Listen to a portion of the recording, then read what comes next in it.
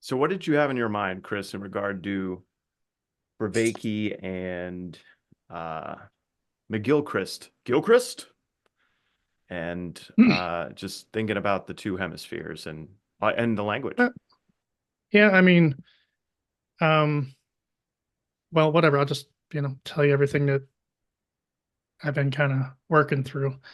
So I guess I was going back through the archives and sort of noticing like when did Vervaeke show up on the scene, right? Vervaeke shows up on the scene kind of in the lull period of when Peterson falls out. And so here comes Vervaeke, and he has this, he's got this little box of fancy Vervaeke words, right? That's kind of the message, right? It's the it's the tickle me Elmo of the year, right? Everybody wants the little box of fancy Vervaeke words. But when you think about one of them, which is the psychotechnology piece, that's the one that it's supposed to permanently alter the way that you think, right? And you can't undo it. It's permanent. And the thing he always uses is literacy. That's his go-to literacy. It's like you can't think without thinking in like you can't do it. And so what I started to realize is that, I guess it happened to me, especially with some of these phrases. It's like relevance realization in particular. It's like it's part of the way that I think. Like that little bundle of fancy or Reiki words is a psychotechnology, and it permanently altered the way a group of people think. And I find it very fascinating. For And sure. I'm kind of wondering, like, is it a good thing? Because then I'm thinking about we probably need some savings throw before all that. Um, Well, I would say yes, for a couple of reasons. One is that Christ says that there's nothing in the darkness that will not be brought to the light. So you could say it's all but inevitable that, let's say, everything that we don't have control over within our own lives, within our own selves, within our own being is going to come out one way or the other eventually. And I mean that not so much in terms of our past, but in aspects of our personality. It's like if there's a gun on the shelf at the first act of the play, that gun is going to be used at some point in the play. Um, so when you're talking about not being able to take away from yourself those parts of yourself that you've incorporated because of those words, because of those conversations, because of those things, it's an inevitable part of our journey, whether we like it or not. And we do have some control over the ship. We do have some, but in general, the ship in the tide, in the wind, is not in our control. It's the rider and the elephant thing. And the question always is, we talk a lot about navel gazing within the corner. Um, I don't think it's a bad thing to do that because I don't see a big difference between that and say a daily or a weekly examine.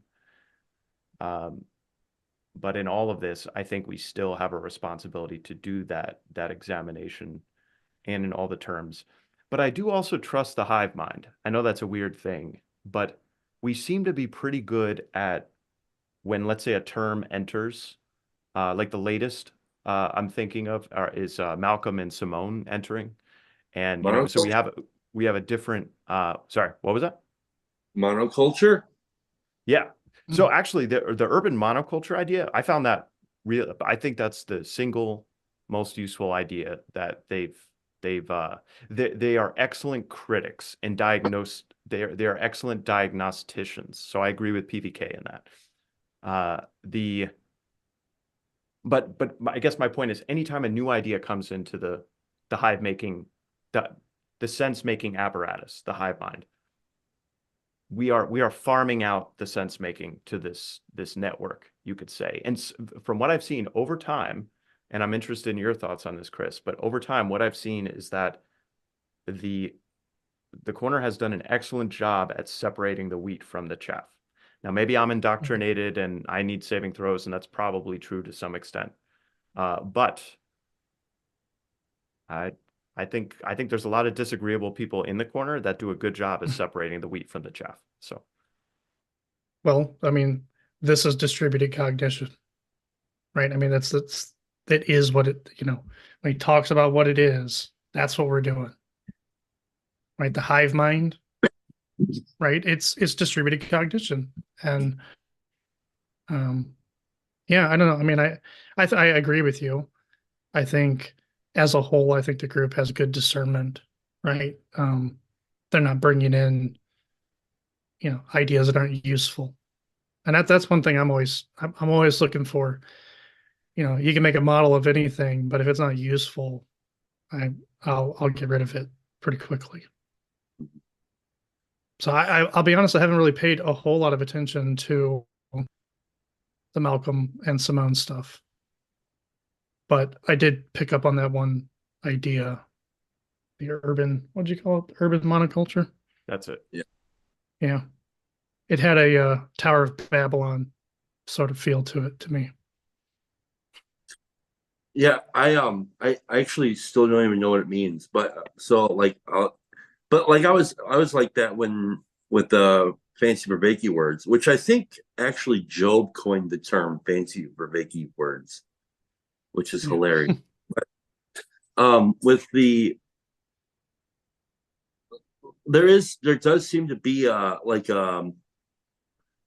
all kind of, like when the new words get introduced or the new language starts to get introduced. I like this kind of this like we're like a bunch of caveman, like, oh, look at this, look at this strange looking, it's like a, I don't know, weird looking rock from like oh, look at this, and then we're all like, oh, I like this one, and so we just kind of do a silly thing, and we're like, oh, this kind of looks like uh, 4 P's of knowledge or whatever.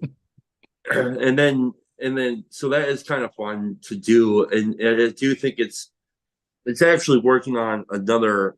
I was talking with Gavin this morning actually about this, so not only are we integrating like some new language, but we're actually integrating a new attitude, which I think is the more important tool.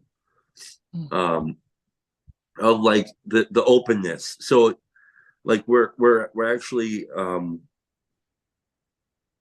developing the openness attitude, which is cool, because like, oh, and that's where when I talk about play, like this is play, that's what I mean. It's like, oh, like I know I'm not going to go out into like my next job tomorrow and look at the new shower I'm putting in and start talking to the homeowner about relevance realization. You know what I mean? What the fuck are you talking about, dude? Just Right. put the shower together. And or have you this damn urban monoculture? He's going to be like, what are you talking about? But for us, it's kind of fun. We get to like, oh, this is this nice little shiny thing. It's like nobody's taking it that seriously, except maybe John Vervaeke, which is great. That's his work. He's supposed to be. That's his shower that he's building. You know what I'm saying? And so, I mean, that's why. Well, Peterson, as you were talking about this, I was thinking about the different, the different artifacts that have made their way into our lexicon. The first one I really think was like, it was two-sided. The first one, the one side of it was, it depends on what you mean by. And then the other side of that was, so what you're saying is. And so that was two sides of the same coin. That was kind of the first toy that we started playing with, is this question of it depends, or what do you mean by, it depends on what you mean by. So it depends on what you mean by belief, and depends on blah blah blah. That phrase, I've called it the lightsaber just for shits and giggles. Those are both disagreeable phrases. Right. But it was a good tool. And then the flip side of that, which is the humorous side, which is very important, I think, is the "so what you're saying is" phrase, which is kind of like, that's the lightheartedness of it, right? And so we saw that, and then we got these other weird tools. You got the God number one and God number two, and then the flip side of that is everybody wants to have their own God number three. So you have these different kinds of things, and they're helping us to play with all these different kinds of tools for fun. And again, like, am I gonna, in my day job, or this is why I think the three of us had such difficulty, and I don't know who I'm gonna talk with about this stuff, right?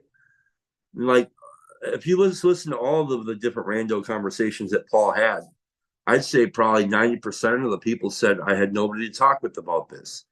It's like, yeah, because nobody gives a shit, basically. Like, it was really important for us to discover it, but not so that we know what the four P's of knowing are, or it wasn't important for that reason. It was important for something else, so that we can actually understand people, and maybe